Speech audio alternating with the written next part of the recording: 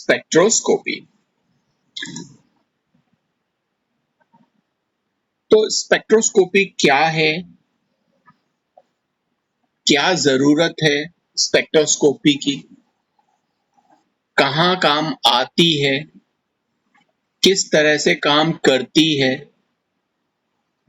और किस किस तरह की होती है, ये सारी की सारी कहानी हम लोग इस चैप्टर में पढ़ेंगे जिसका नाम है स्पेक्ट्रोस्कोपी। अब सवाल ये उठता है कि स्पेक्ट्रोस्कोपी क्या है। और तो देखो, अगर हमें किसी भी कंपाउंड का, जो भी नया कंपाउंड आपके पास है, क्योंकि जो पुराना कंपाउंड है उसका तो आपको पता है कि क्या स्ट्रक्चर है, लेकिन अगर आपके पास में कोई ऐसा कंपाउंड आता है जिसका स्ट्रक्चर आपको नहीं पता, ठीक है ना, जिसका स्ट्रक्चर आप लोगों को नहीं मालूम कि उसका स्ट्रक्चर क्या है, तो उसके एलुसिडेशन में या उसका ये पता लगाने के लिए कि साहब वो स्ट्रक्चर उसका किस तरह का रहेगा। मान लीजिए कि हम सबसे छोटा अगर हम मॉलिक्यूल ले लें मीथेन का, तो कैसे पता चला कि साहब मीथेन का ये जो स्ट्रक्चर है वो इस तरह का टेट्राहेड्रल होता है, इसमें कार्बन एटम होता है, चार जो है वो हाइड्रोजन प्रेजेंट होते हैं, ये हमें कैसे पता चला? तो इसका पता लगाने के लिए कुछ हमारे पास में थे क्लासिकल मेथड्स। उन क्लासिकल मेथड्स से हम क्या करते थे, सबसे पहले ये पता लगाते थे कि वो जो कंपाउंड है उसमें एलिमेंटल कंपोजिशन क्या है, उसमें जो जो एलिमेंट प्रेजेंट हैं वो एलिमेंट किस किस कंपोजिशन में प्रेजेंट है, मतलब किस किसका कितना कितना परसेंट वहां पे प्रेजेंट है। साथ में इससे हमें जो एलिमेंट प्रेजेंट होते थे उनका आइडिया लग जाता था, लेकिन हमें बाकी चीजों का पता नहीं चलता था। तो हम क्या करते थे, बहुत सारी रिएक्शंस करवाते थे। उन रिएक्शंस से ये पता लगाने की कोशिश करते थे कि वो जो कंपाउंड है वो किस तरह के कंपाउंड दूसरे बना रहा है, मतलब कि जो नॉन कंपाउंड है उस तरह के कंपाउंड्स को हम बनाते थे, नॉन कंपाउंड्स। अब नॉन कंपाउंड्स को हम बनाएंगे तो नॉन कंपाउंड का हमें पता है कि साहब उसका स्ट्रक्चर किस तरह का है। तो जो हमारा रिएक्टेंट है या जो हम कंपाउंड आप जिसका स्ट्रक्चर पता लगाना चाहते हो उसका पता आप चलाओगे इनडायरेक्टली कि जो नॉन कंपाउंड है उसमें आप कन्वर्ट करोगे पहले उसको, और फिर देखोगे कि अच्छा इसका स्ट्रक्चर कुछ इस तरह का रहा होगा। या फिर हम क्या करते थे, और भी बहुत सारे कुछ मेथड्स हैं जो बहुत ज्यादा टाइम कंज्यूमिंग होते थे, क्योंकि हमें पता है कि जितने भी, या फिर हम क्या करते थे, किसी नोन कंपाउंड से और कोई अननोन कंपाउंड बनाते थे। ये हमारे पास में कोई नोन कंपाउंड है, इसको हम जानते हैं कि साहब ये ऐसा कंपाउंड है, और इससे कोई अननोन कंपाउंड हम बनाएंगे, लेकिन हमें पता है कि जिन रिएक्शंस के थ्रू हम बना रहे हैं वो रिएक्शंस कैसी हैं और इस नोन कंपाउंड के स्ट्रक्चर पर उस रिएक्टेंट का किस तरह से रिएक्शन होगा। तो हमें यहाँ पर वो अननोन कंपाउंड मिल जाएगा, लेकिन क्योंकि हमने बनाया नोन से है इसलिए हमें थोड़ा बहुत आइडिया रहेगा कि उसका स्ट्रक्चर जो है वो किस तरह का होगा। लेकिन इन सभी कामों को करने के लिए हमें बहुत ज्यादा लेबर की जरूरत पड़ती थी। दूसरा, हमें एक्यूरेट रिजल्ट भी नहीं मिलते थे, क्योंकि अगर मान लीजिए कोई भी एक्सपेरिमेंट अगर आप करते हो, कोई रिएक्शन आप करते हो, उसमें जरा सी भी अगर कोई प्रॉब्लम होती है, जरा सा भी कोई मिसहैंडलिंग होती है, तो हम पता नहीं लगा पाते कि वाकई उस कंपाउंड ने जो रिएक्शन की है वो सही तरीके से की है या नहीं। जैसे कि जब आप आइडेंटिफिकेशन करते हो बहुत सारे एलिमेंट्स का या किसी फंक्शनल ग्रुप का या किन्हीं कंपाउंड्स का, तो वहां पर आपको बहुत ध्यान से उसको देखना पड़ता है और पर्सन टू पर्सन बहुत सारे प्रिकॉशंस भी लेने पड़ते हैं। मेरी नजर अगर ठीक है तो मैं सही कलर को पता लगा लूंगा कि हाँ इसका कलर इस तरह से चेंज हुआ है। अगर मेरी आंखें ठीक नहीं है और मैं उस कलर को सही तरीके से नहीं पता लगा पाया, तो मैं क्या ये कह दूंगा कि वो जो कंपाउंड है वो उसने रिएक्शन की नहीं। तो ऐसे करके बहुत सारे एरर्स जो हैं उस क्लासिकल मेथड में हमें देखने को मिलते थे।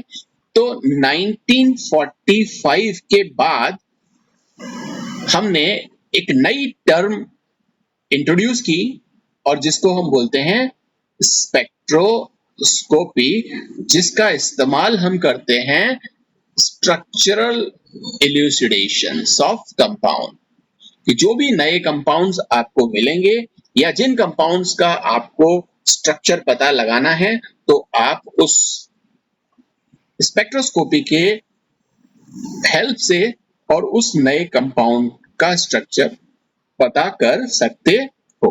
ठीक है ना। सो अगर आपसे पूछा जाए स्पेक्ट्रोस्कोपी क्या है, तो आप कह सकते हो कि स्पेक्ट्रोस्कोपी साइंस की वो ब्रांच है जिसमें हम किसी भी कंपाउंड का स्ट्रक्चर जो है उस स्ट्रक्चर को इलुसिडेट करते हैं या उस स्ट्रक्चर की पहचान करते हैं कि उसका स्ट्रक्चर कैसा है। अब सवाल उठता है कि इस स्पेक्ट्रोस्कोपी में ऐसा क्या है जिसको करके हम किसी भी कंपाउंड का स्ट्रक्चर पता लगाते हैं। तो पहले तो मैं आपको बताऊं कि स्पेक्ट्रोस्कोपी है क्या। स्पेक्ट्रोस्कोपी में हम कोई भी एक मैटर ले लेते हैं या कोई भी एक कंपाउंड ले लेते हैं। मैटर इसलिए लिखा है क्योंकि वो लिक्विड फॉर्म में भी हो सकता है, वो सॉलिड फॉर्म में भी हो सकता है और वो गैसियस फॉर्म में भी हो सकता है। तो ये मैटर आपने यहाँ पर ले लिया और इस मैटर के ऊपर अब आप क्या करते हो, यहाँ से कुछ इलेक्ट्रोमैग्नेटिक रेडिएशंस इस पर डालते हो और ये जब इलेक्ट्रोमैग्नेटिक रेडिएशंस इस मैटर पर पड़ते हैं या इस कंपाउंड पे पड़ते हैं, तो ये कंपाउंड इस इलेक्ट्रोमैग्नेटिक रेडिएशन के रिगार्डिंग कुछ अलग तरीके से बिहेव करता है। तो जितने भी कंपाउंड्स होंगे अलग अलग तरीके के, वो यहाँ पर इस इलेक्ट्रोमैग्नेटिक रेडिएशन से क्या करेंगे, एक अलग तरह से बिहेव करेंगे उसके साथ में या उसके साथ में इंटरैक्ट होंगे। अब वो जिस भी तरह से इंटरैक्ट होंगे उस तरीके से हम उस कंपाउंड का स्ट्रक्चर इलुसिडेशन करने की कोशिश करते हैं। अब सवाल एक ये भी है कि ये जो इलेक्ट्रोमैग्नेटिक रेडिएशंस हम इस मैटर पे डाल रहे हैं, ये किस तरह का इंटरेक्शन करते हैं। ठीक है ना। या एक सवाल ये भी उठ सकता है कि इंटरेक्ट करेंगे ही क्यों, और करेंगे तो किस तरह का इंटरेक्शन यहाँ पर होगा। तो यहाँ इन दोनों चीजों को समझना बहुत जरूरी है। किन दो चीजों को? सबसे पहले तो आपको समझना जरूरी है कि इलेक्ट्रोमैग्नेटिक रेडिएशंस क्या होते हैं। दूसरा, आप लोगों को समझने की जरूरत है कि जो मैटर हम ले रहे हैं वो मैटर किस तरीके का है और मैटर में क्या चीज होती है। ठीक है। तो यहाँ पे सबसे पहले हम बात करते हैं इस मैटर की। यहाँ पर मैं अभी आपको बहुत ब्रीफ में बता रहा हूं, जब हम इसको थोड़ा सा और एक्सपैंड करके बाद में पढ़ेंगे, क्योंकि अभी आपको जो टर्म है स्पेक्ट्रोस्कोपी उसका बेसिक आइडिया देना जरूरी है, इस वजह से मैं यहाँ पर थोड़ी थोड़ी बात कर रहा हूं। तो देखो, अगर हम सबसे पहले चलो इलेक्ट्रोमैग्नेटिक रेडिएशंस को ही देख लें, तो इलेक्ट्रोमैग्नेटिक रेडिएशंस क्या होती हैं? इलेक्ट्रोमैग्नेटिक रेडिएशंस होती हैं कि जो भी आप एक क्या कह सकते हैं, it's a form of energy. ठीक है। अब एनर्जी जो है, अब इस मैटर में भी किसी ना किसी तरीके की एनर्जी है और इस इलेक्ट्रोमैग्नेटिक रेडिएशन ये भी एक तरह की एनर्जी का फॉर्म है। अब मैटर में किस तरह की एनर्जी हो सकती है, तो आपको पता है मैटर में बहुत सारे टाइप की एनर्जी हो सकती है। कैसी एनर्जी हो सकती है? देखो, उसमें वाइब्रेशन अगर हो रहा है तो वो वाइब्रेशनल एनर्जी हो सकती है, वाइब्रेशनल एनर्जी।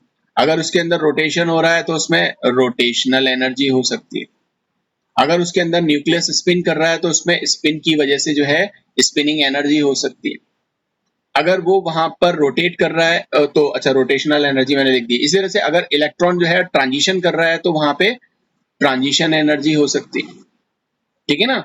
इसी तरह से और क्या हो सकता है? और ये हो सकता है कि वो जो इलेक्ट्रॉन है वो मतलब किसी ना किसी तरीके से यहाँ पर आप अलग अलग तरीके की एनर्जीज को अगर आप देखो, हाँ, न्यूक्लियर जो है एक, इसमें जो आप कोई भी मैटर देखोगे तो देखो मैटर जो है किस चीज से मिलकर के बना हुआ है, वो बहुत सारे मॉलिक्यूल्स से मिलकर के बना हुआ है।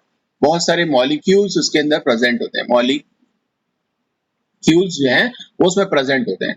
अब ये जो मॉलिक्यूल्स हैं, इन मॉलिक्यूल्स में वो वाइब्रेशन फॉर्म में हो सकता है, वो रोटेशनल फॉर्म में हो सकता है, वो स्पिनिंग फॉर्म में हो सकता है, वो ट्रांजिशन फॉर्म में हो सकता है। साथ में आपको पता है कि मॉलिक्यूल्स जो हैं वो एटम से मिलकर के बने होते हैं।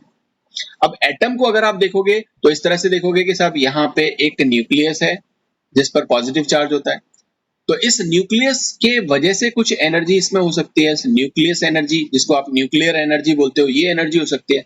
इस तरह से आप यहाँ पे बता सकते हो कि lots of types of energies are present in matter. तो उस मैटर में बहुत सारे टाइप की एनर्जी हो सकती है। और ये जो इलेक्ट्रोमैग्नेटिक रेडिएशन जो है ये भी एक टाइप की एनर्जी है। तो जब हम एक तरह की एनर्जी को दूसरी तरह की एनर्जी के साथ में क्या करेंगे, इंटरेक्ट कराएंगे या उसके ऊपर डालेंगे, तो ये दोनों एनर्जी क्या करेंगे, एक दूसरे से किसी ना किसी तरीके से इंटरेक्ट होंगी। ठीक है। अब जब इन एनर्जीज में चेंज आएगा, जैसे मान लो कि वो वाइब्रेशन मोशन कर रहा था वो मॉलिक्यूल, और हमने यहाँ पर जो एनर्जी डाली उस कंपाउंड पे, वो इसकी वाइब्रेशनल एनर्जी को क्या कर देगा, डिस्टर्ब कर दे। और ये जो डिस्टर्ब की है वाइब्रेशनल एनर्जी, ये कितनी डिस्टर्ब हुई, कैसे डिस्टर्ब हुई, इस चीज को अगर हम डिटेक्ट कर लें तो वहां पर हम क्या मिलेगा, हमें एक तरह का एक स्पेक्ट्रम मिलेगा, और उसे हम बोलेंगे vibrational spectrum, vibrational energy spectrum. और इन्हीं स्पेक्ट्रम्स को स्टडी करके हम उस कंपाउंड की स्ट्रक्चर का पता लगाने की कोशिश करेंगे, क्योंकि हर कंपाउंड के अंदर ये जो अलग अलग टाइप की एनर्जी आपको, ये एनर्जीज जो आपको दिख रही है, चाहे वो वाइब्रेशनल हो, रोटेशनल हो, स्पिनिंग हो, ट्रांजिशनल हो, ये तो मैं कुछ टाइप की एनर्जी लिख रहा हूं, बट बहुत सारे टाइप की एनर्जी वो हो जो हैं, वो इस इंटरेक्शन से जो भी चेंज वहां पर आएगा, ये हर एक एनर्जी उस कंपाउंड की अलग अलग बातों को इंडिकेट करती है। अब वो अलग अलग तरीके की जो स्पेक्ट्रोस्कोपी है उसमें हम इसको पढ़ना जब होगा हमारा, तब वहां पर हम इसको और समझने की कोशिश करेंगे कि किस तरह से होता है। अच्छा, जब भी हम स्पेक्ट्रोस्कोपी पढ़ते हैं तो स्पेक्ट्रोस्कोपी में ज्यादातर जो स्पेक्ट्रोस्कोपी है वो स्पेक्ट्रोस्कोपी एब्जॉर्प्शन स्पेक्ट्रोस्कोपी होती है। एब्जॉर्प्शन वहां पर आपको देखने को मिलता है, और एक होता है आपका एमिशन। एमिशन स्पेक्ट्रोस्कोपी जो है वो बहुत कम है, ज्यादातर एब्जॉर्प्शन स्पेक्ट्रोस्कोपी है। अब एमिशन और एब्जॉर्प्शन में अगर आप अंतर देखो तो देखो, जब भी मान लीजिए कि हमारे पास ये कोई मैटर है, ये कोई मैटर है, और इस पर हमने लाइट इम्पार्ट की, ये लाइट जो है वो हमने डाली है ना, ये लाइट बोल सकते हो या इसको इलेक्ट्रोमैग्नेटिक रेडिएशंस बोल सकते हो। ये जब लाइट इसके ऊपर पड़ती है तो ये क्या करेगा, लाइट को या तो क्या करे, कुछ भी ना करे, यहाँ पे सीधा इसको पास होने दे। ठीक है, इसे हम बोलेंगे क्या, ट्रांसमिटेड लाइट। ये जो निकल रही है, ये इन दोनों की इंटेंसिटी आप देखोगे बिल्कुल सेम। लेकिन अगर ये एब्जॉर्ब कर ले, ये जो मैटर है, ये जो सब्सटेंस है, ये इसको एब्जॉर्ब कर ले, तो ये जो ईएमआर हमने इसके ऊपर डाला था उसमें से जिस तरह का रेडिएशन या एनर्जी एब्जॉर्ब हो जाएगी, वो वाली जगह हमें क्या मिलेगी, खाली, एम्प्टी, क्योंकि वो क्या हो गई है, वो एब्जॉर्ब हो चुकी है इस सब्सटेंस के थ्रू। ठीक है, वहां पर ये इंटेंसिटी कम हो जाएगी। और इमिशन क्या होगा, इमिशन वो होगा कि इसने एब्जॉर्ब कर लिया, उसके बाद में अब ये क्या कर रहा है, इमिट कर रहा है। अगर ये इमिट कर रहा है एनर्जी की फॉर्म में, तो उसका स्पेक्ट्रम अगर हम लेते हैं तो उस तरह के स्पेक्ट्रम्स को हम एमिशन स्पेक्ट्रम्स बोलते हैं। और जब एब्जॉर्प्शन कर रहा है वहां पर हम स्टडी करेंगे तो उसे हम स्टडी करेंगे एब्जॉर्प्शन स्पेक्ट्रम। तो ज्यादातर जो स्पेक्ट्रोस्कोपी हम स्टडी करते हैं वो एब्जॉर्प्शन स्पेक्ट्रोस्कोपी होती है। अब बात करते हैं, वापस इसके प्रिंसिपल पर आते हैं। अब होता क्या है, मान लीजिए कि यहाँ पर हम एक लाइट सोर्स लेते हैं, ये हमारे पास में एक बल्ब, और इस बल्ब से हमें क्या मिलती है, लाइट मिलती है। हम ऐसा मानते हैं कि ये जो लाइट है वो इलेक्ट्रोमैग्नेटिक रेडिएशन के फॉर्म में निकलती है। और यहां पर हम क्या रखते हैं, एक सैंपल ट्यूब, ये सैंपल ट्यूब है, और इस सैंपल ट्यूब में हमने रखा हुआ है सब्सटेंस। ये हमारे पास में है सब्सटेंस, ये हमने इसमें रखा हुआ। अब ये लाइट इससे जब पास होगी तो इसके जो मॉलिक्यूल्स है उससे टकराएगी। अब वो मॉलिक्यूल्स जो भी चीजें इसमें कर रहे होंगे, चाहे वो वाइब्रेशन कर रहे हो, चाहे रोटेशन कर रहे हो, चाहे स्पिनिंग कर रहे हो, चाहे कुछ भी कर रहे हो, उसको किसी ना किसी तरीके से उस डिस्टर्ब ये ईएमआर कर देगा। और जब ये यहाँ कर देगा तो इससे निकलने वाली लाइट जो आएगी उस पर हम यहाँ पर डिटेक्टर लगा दिया हमने। ये जो डिटेक्टर है वो अब हम ये डिटेक्ट करेंगे कि साहब ये जो इंसिडेंट लाइट थी जो लाइट हमने इस पे डाली और जो लाइट ये ट्रांसमिटेड लाइट है, इसमें क्या अंतर आया। तो इसको हम एक ग्राफ से समझने की कोशिश करते हैं कि किस तरह से उस अंतर को हम समझ पाते हैं या किस तरह से वो ग्राफ हमें मिलते हैं। तो मान लो कि हमने इलेक्ट्रोमैग्नेटिक रेडिएशन को मान लिया कि साहब वो एक वेवलेंथ के अकॉर्डिंग डिफरेंट डिफरेंट वेवलेंथ की लाइट को हमें दे रहा है या रेडिएशंस को दे रहा है। और यहाँ पर हम बात कर लेते हैं इंटेंसिटी की। जैसे अब ये जो है वो इंटेंसिटी है, तो इसमें हम ग्राफ खींचते हैं। तो मान लीजिए एक पर्टिकुलर वेवलेंथ की जो लाइट है, हम शुरू करते हैं जीरो वेवलेंथ से शुरू करते हैं। तो जीरो वेवलेंथ पर हमने शुरू किया और ये सैंपल पर हमने इस लाइट को डाला। कोई एब्जॉर्प्शन नहीं होगा और इंटेंसिटी सेम रहेगी। जैसे ही इसके किसी एनर्जी के साथ में उसका इंटरेक्शन होता है, चाहे वो वाइब्रेशनल, रोटेशनल, स्पिनिंग, जितनी भी एनर्जी मैंने अभी आपको बताई, उसकी किसी न किसी एनर्जी के साथ में उसका इंटरेक्शन होता है और वो उस पर्टिकुलर वेवलेंथ की लाइट को एब्जॉर्ब करेगा। तो वो जो यहाँ पर जो लाइट निकल करके आएगी, उस लाइट के अंदर उस तरह जो इंटेंसिटी है वो क्या हो जाएगी, कम हो जाएगी। ठीक है ना। इस तरह से मतलब इस पर्टिकुलर वेवलेंथ रेंज में क्या किया, एब्जॉर्प्शन किया किसने, इस सैंपल ने, और इंटेंसिटी को एब्जॉर्ब किया। तो वो वहां पर इंटेंसिटी जो है वो कम होती हुई हमें दिखाई दी। तो एक तरह से हमें ये एक जो पीक है या एक डिप है वो हमें यहाँ पर देखने को मिला। और उसके बाद में जब ये एब्जॉर्प्शन हो जाएगा या यहाँ पे जो भी इंटरेक्शन था वो इंटरेक्शन हो जाएगा, उसके बाद में फिर से इंटेंसिटी क्या हो जाएगी, वही सेम इंटेंसिटी हो जाएगी। तो इस तरह से ये जो चीज हमें मिली है, ये क्या है, ये एब्जॉर्प्शन, ये उस पर्टिकुलर लाइट का एब्जॉर्प्शन है या जो इलेक्ट्रोमैग्नेटिक रेडिएशन है उसका एब्जॉर्प्शन है, जिसकी वजह से हमें ये एक ग्राफ हमें मिला है। तो इन्हीं ग्राफ्स को हम स्टडी करेंगे। अब यहाँ पे जितने भी सब्सटेंसेस होंगे वो अलग अलग तरीके से यहाँ अलग अलग पोजीशन पर, क्योंकि हर जो मॉलिक्यूल है सबकी कंडीशन एक जैसी नहीं होती और सबका एनवायरनमेंट एक जैसा नहीं होता। तो जब सबका एनवायरनमेंट और कंडीशन एक जैसी नहीं होगी तो वो अलग अलग कंडीशन में, अलग अलग एनवायरनमेंट में, अलग अलग वेवलेंथ पर क्या करेगा, उस इलेक्ट्रोमैग्नेटिक रेडिएशंस के साथ में इंटरैक्ट करेगा और हमें एक एब्जॉर्प्शन देखने को मिलेगा। ठीक है। तो इस तरह से ये आपका प्रिंसिपल आप बता सकते हो कि किस तरह से इलेक्ट्रोमैग्नेटिक रेडिएशन मैटर के ऊपर इम्पार्ट होती है और हमें स्पेक्ट्रम मिलता है। तो आई थिंक आप लोगों को थोड़ा थोड़ा समझ में आ रहा होगा कि स्पेक्ट्रोस्कोपी में हम क्या चीज करते हैं। नाउ अभी आप लोग जो इलेक्ट्रोमैग्नेटिक रेडिएशंस हैं, आप मैटर के बारे में तो बहुत कुछ जानते हो। जो हमारे यहाँ पे दो इंपॉर्टेंट चीजें हैं। पहली इंपॉर्टेंट चीज क्या है कि इलेक्ट्रोमैग्नेटिक रेडिएशन, और दूसरी इंपॉर्टेंट चीज है वो जो मैटर हमने लिया है वो क्या है। तो मैटर के बारे में हम बहुत कुछ पढ़ चुके हैं पिछली क्लासेस में। आप लोग भी बहुत कुछ जानते हो कि मैटर किससे बना होता है, वो मॉलिक्यूल से बना होता है ना।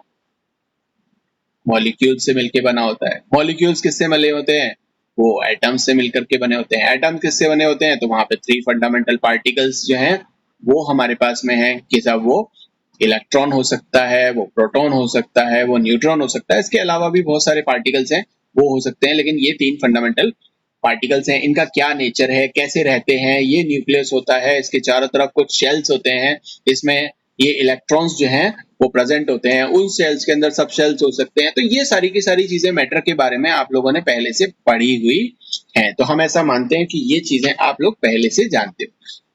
इलेक्ट्रोमैग्नेटिक रेडिएशंस जो हैं इसके बारे में आप लोग थोड़ा कम जानते हो, तो इस वजह से यहाँ पे हम यहाँ बात करेंगे थोड़ा सा इलेक्ट्रोमैग्नेटिक रेडिएशंस के बारे में कि इलेक्ट्रोमैग्नेटिक रेडिएशंस क्या होते हैं।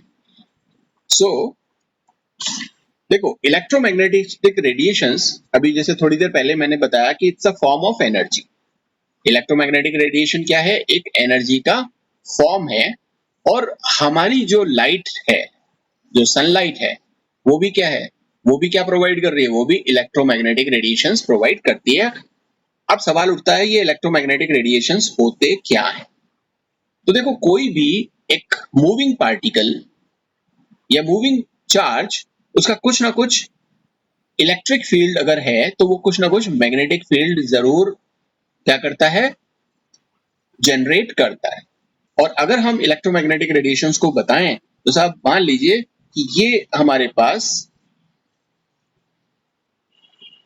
ये जो लाइन बता रही है वो बता रही है आपकी प्रोपोगेशन की डायरेक्शन।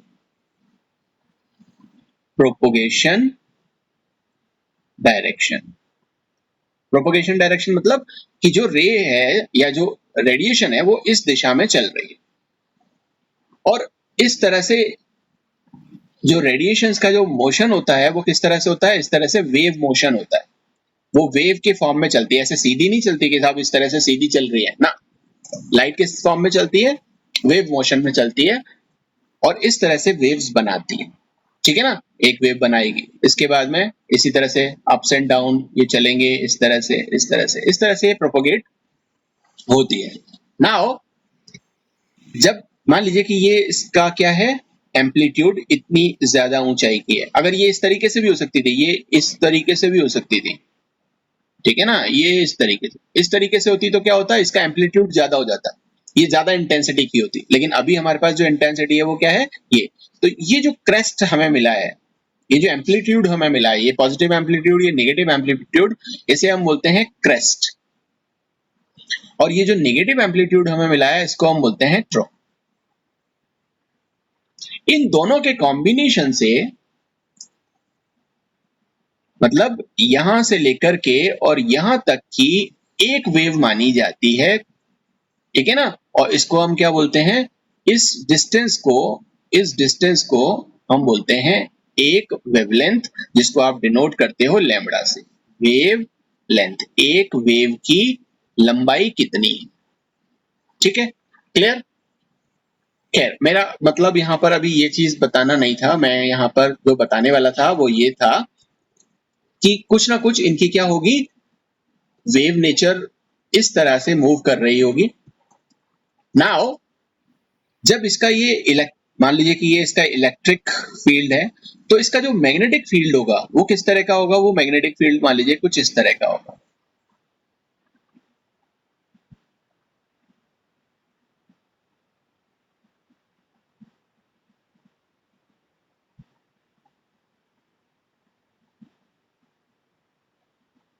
इस तरह से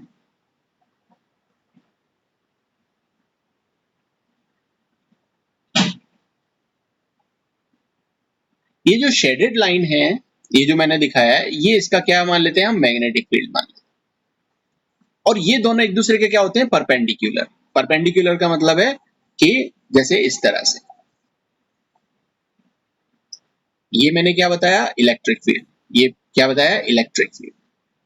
ये जो है ये इसके परपेंडिकुलर है, ये इसका मैग्नेटिक फील्ड।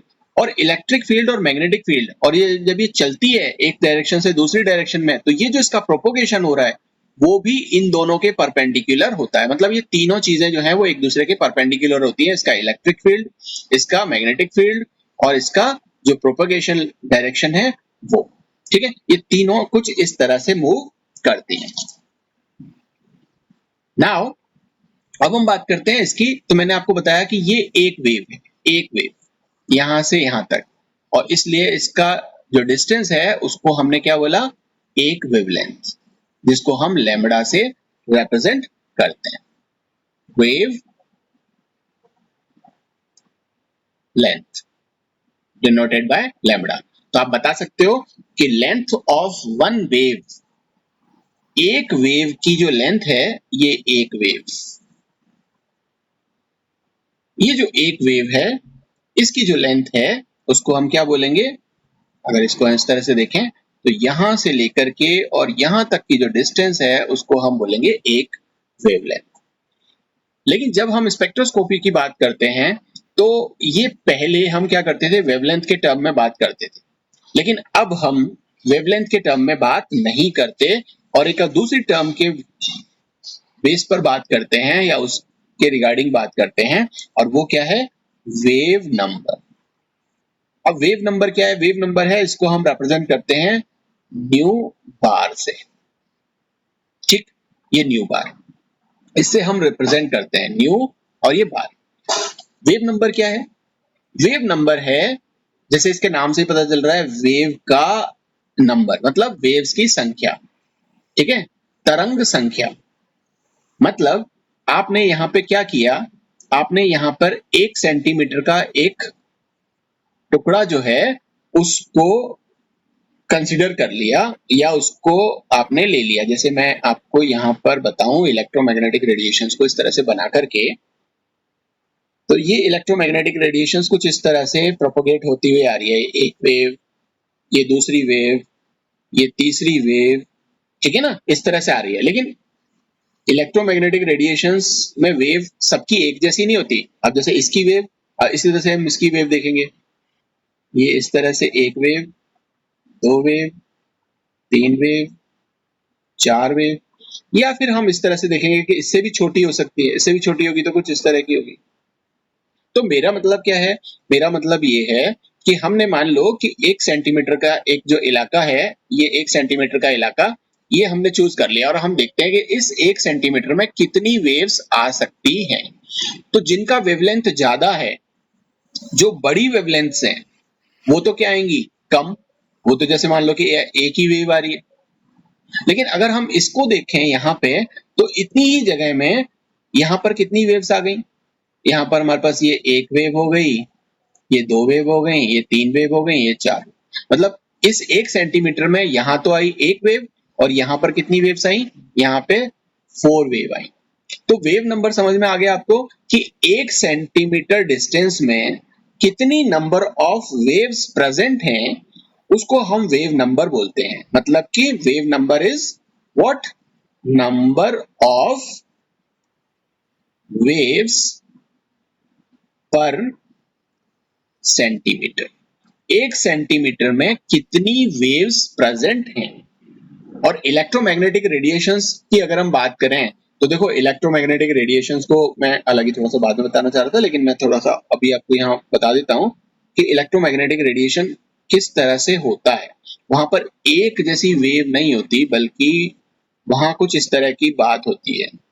एक वेव इस तरह की बना लो, इतनी बड़ी है, एक जो है वो इस तरह की है।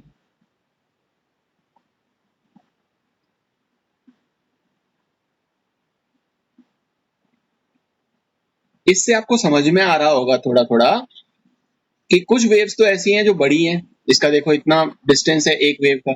दूसरी वेव को देखो तो आप यहाँ पर इसका डिस्टेंस केवल इतना ही आया है। तीसरी वेव को देखो तो इसका डिस्टेंस इतना आया है। चौथी वेव को देखोगे तो इसका डिस्टेंस इतना आया है। उसका नेक्स्ट का देखो तो इतना आया है, उसका देखोगे तो इतना आया है, फिर इस तरह से, ठीक है। सो 1 सेंटीमीटर में जितनी नंबर ऑफ वेव्स प्रेजेंट होती हैं उसको हम वेव नंबर बोलते हैं। तो वेव नंबर को हम एक रिलेशन के थ्रू भी देख सकते हैं। वो क्या है, वो ये कि जितनी ज्यादा वेव्स यहां पर होंगी, उतना ही वेवलेंथ क्या होगी, छोटी होगी।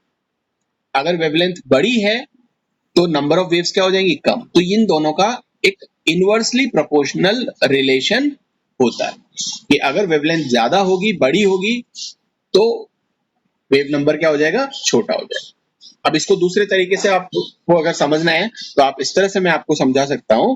मान लीजिए कि ये हमने यहाँ पे एक कंटेनर लिया और एक दूसरा कंटेनर भी हमने साथ में ऐसा का ऐसा ले लिया, सेम कंटेनर है। अब यहाँ पे मेरे पास में कुछ बड़े बॉल्स हैं, वो मैंने इसमें डाले। कितने बॉल्स आए, 4। लेकिन अगर मेरे पास थोड़े छोटे बॉल्स हैं तो इसमें कितने बॉल्स आएंगे, तो देखो इसमें कितने सारे बॉल्स आ गए, आगे ना। तो इसका वेव नंबर ज्यादा है, यहाँ पर केवल 4 बॉल्स ही आ रहे हैं। इसका वेव नंबर क्या है, छोटा है, तो यहाँ पर 12 वेव्स आ गए। लेकिन अगर हम एक और लें इसी सेम साइज का, और यहाँ पर आप देखो और छोटा है, और छोटा, तो अगर इनसे और छोटे हैं तो आप यहाँ देखोगे यहाँ पर और ज्यादा नंबर ऑफ वेव्स आ जाएंगे। मतलब कि वेव नंबर जितना छोटा होगा, वेवलेंथ जितनी छोटी होगी, उतना ही ज्यादा वेव नंबर हो जाएगा। यहाँ पर इतनी ही ज्यादा ये बॉल्स जो हैं उतनी ही ज्यादा हो जाएंगी। तो इनका इनवर्सली प्रोपोर्शनल ये एक रिलेशन होता है। अच्छा, एक चीज और आप पढ़ते हो, वो क्या होता है, उसे हम बोलते हैं फ्रीक्वेंसी। फ्रीक्वेंसी, अब फ्रीक्वेंसी को हम रिप्रेजेंट करते हैं न्यू में, न्यू, ठीक है। वेव नंबर को लैम्बडा में फ्रीक्वेंसी को न्यू में और ये वेवलेंथ को लैम्बडा में और फ्रीक्वेंसी को न्यू में और वेव नंबर को न्यू बार। ये तीन हमारे पास में जो अभी हमने टर्म्स देखी हैं उनको डिनोट करने का। तो वैलेंस फ्रीक्वेंसी की बात करते हैं। तो फ्रीक्वेंसी क्या होती है? फ्रीक्वेंसी की बात होती है कि अगर आपने कोई भी वेव लिया, जो इलेक्ट्रोमैग्नेटिक रेडिएशंस हैं वो आपने लिया और आपने एक पॉइंट डिसाइड कर दिया कि साहब ये पॉइंट, और आप बताओ कि एक सेकंड में इससे कितने वेव निकल करके जाते हैं। क्योंकि जब लाइट इस तरह से चल रही होती है, इस तरह से, तो यहां पर हम देखेंगे कि एक सेकंड में इस पर्टिकुलर पॉइंट से कितनी वेव्स पास होती हैं। ठीक है ना? और एक वेव का मतलब होता है ये साइकिल, ये एक वेव है, एक साइकिल। तो इसलिए फ्रीक्वेंसी को हम क्या डिनोट करेंगे? फ्रीक्वेंसी को हम डिनोट करेंगे साइकिल पर सेकंड। एक सेकंड में कितने साइकिल ऑफ वेव्स एक पर्टिकुलर पॉइंट से पास होते हैं। तो आपको तीन चीजें समझ में आ गई कि इस तरह का जो एक सेटअप है उसका लेंथ कितना है, जिसे आप वेवलेंथ बोलते हो। अगर 1 सेंटीमीटर आपने एक जगह ले ली और वहां पर आपने उस डिस्टेंस में देखने की कोशिश की कि इस डिस्टेंस में कितनी वेव्स आ सकती हैं, कितनी छोटी छोटी वेव्स या बड़ी वेव है, तो वो हो सकता है एक भी ना आए इस जगह में। अगर वो इस तरह से चल रही हो तो ये तो एक भी नहीं आई, है ना? और अगर कोई छोटी होगी तो यहाँ पे काफी सारी आ जाएंगी। ठीक है? तो ये हमने देखा कि 1 सेंटीमीटर में कितनी वेव्स आ सकती हैं, उसको हमने बोला वेव नंबर। और एक तीसरी चीज जो थी वो थी हमारे पास में फ्रीक्वेंसी। और फ्रीक्वेंसी का मतलब है कि एक पर्टिकुलर पॉइंट से इस पर्टिकुलर पॉइंट से एक सेकंड में कितनी वेव्स पास होती हैं, उसको हम बोलते हैं साइकिल पर सेकंड, या फिर कई बार हम इसको रिप्रेजेंट करते हैं हर्ट्ज के थ्रू, हर्ट्ज। तो ये ऐसा यूनिट इसकी हर्ट्ज। अगर हम वेव नंबर की बात करें तो वो हम दिखाते हैं सेंटीमीटर में वेवलेंथ को।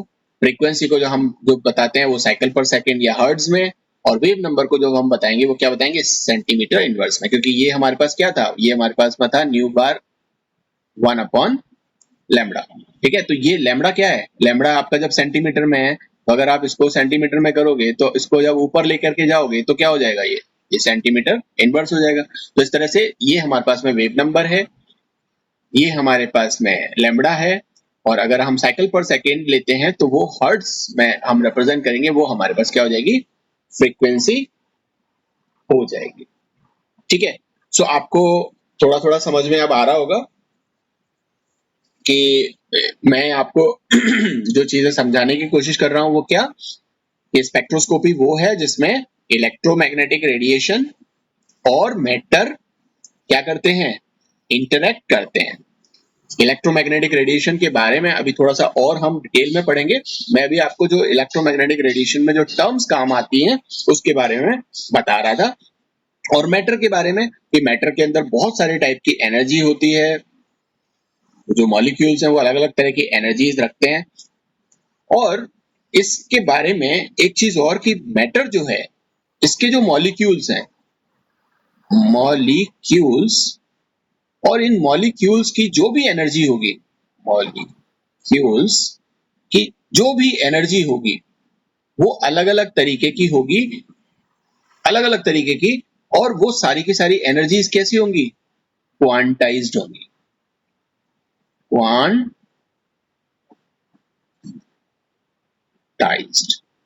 सो एनर्जीज जो है वो क्या होंगी? क्वांटाइज्ड होंगी। Energy is quantized. अब क्वांटाइज्ड क्या है और क्वांटाइज्ड की जरूरत क्या है? क्वांटाइज्ड की जरूरत इसलिए है क्योंकि जैसे मैंने आपको बताया कि अलग अलग तरह की एनर्जीज होती हैं, चाहे वो वाइब्रेशनल एनर्जी हो, चाहे वो आपकी रोटेशनल एनर्जी हो, या न्यूक्लियर एनर्जी हो, स्पिनिंग एनर्जी हो, जिस भी तरह की एनर्जी होगी, कि जब उसमें चेंज आएगा, मान लो कि ये हमारे पास में न्यूक्लियस है और ये उसके अलग अलग क्या है?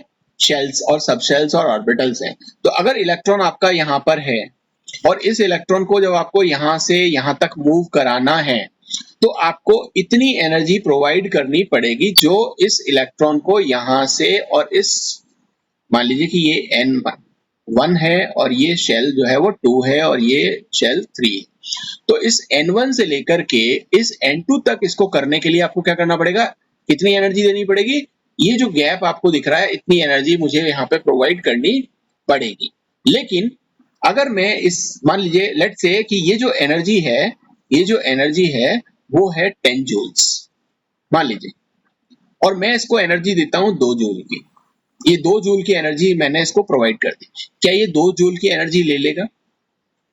क्योंकि अगर आप इसको 2 जूल की एनर्जी प्रोवाइड कर रहे हो लेकिन यहां से यहां तक पहुंचने में इसको 10 जूल की एनर्जी चाहिए, तो ये यहां से और यहां तक आ जाएगा 2 जूल में थोड़ा सा, फिर मैं और दूंगा तो थोड़ा सा और आ जाएगा, फिर थोड़ा सा और दूंगा तो थोड़ा सा और आ जाएगा। लेकिन क्या ऐसा पॉसिबल है? इस तरह की सिचुएशन पॉसिबल नहीं है। क्यों? क्योंकि यहाँ पे हम क्या पढ़ रहे हैं, एनर्जी क्या होती है, क्वांटाइज्ड होती है। तो आपने मैक्स प्लैंक का नाम सुना होगा, तो मैक्स प्लैंक ने एक बात बताई थी, क्या कि एनर्जी जो है वो क्या होती है, क्वांटाइज्ड होती है। मतलब कोई भी